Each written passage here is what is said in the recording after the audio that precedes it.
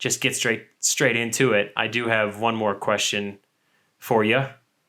Is if there was one thing that you could tell a kid or someone who might have experienced some of the things you've experienced, or it doesn't have to be a kid, right? It could be a teenager who's maybe battling depression or just doesn't feel like they fit in. What would you say to that individual?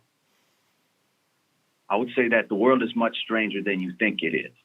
I would say that the truth is far stranger than fiction, truly. And the reality of everything that surrounds us is by far more interesting than any movie or book or anything that you can come up with. The reality of this, the reality of it is far much stranger, and to pay attention and really, if you have the interest and if you have the desire and you start asking questions that are a little bit on the deeper end of things, is to truly follow through with them and allow that spark of curiosity to guide you, because again, the truth is stranger than fiction, for sure. Yeah, Jordan, what do you think about that?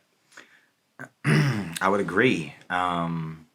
It's nice to be in a day and an age where we have things like movies. Like people always talk about Hollywood and how damaging it can be to the subconscious mind for programming purposes and political agendas and things of that nature. But we also have stuff like the Avengers, and multiversal concepts and stuff like that. So it's like, those are things that some people would just dismiss as fictional, but it's a lot closer to reality.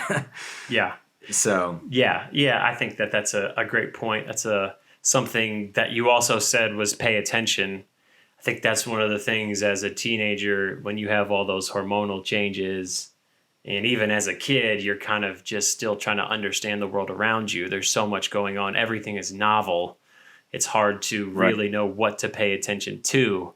But I think that was a great point. I think that was something that I started to do as a kid. And the more that I started to pay attention, the more that the experiences scared me less. I still felt awkward. I still felt like I wish that there was someone else that I could talk to about this. And I did have, actually, I was lucky. I had a friend when I was a kid who was a Buddhist. R. Diddy, if you're watching this, man, what's up?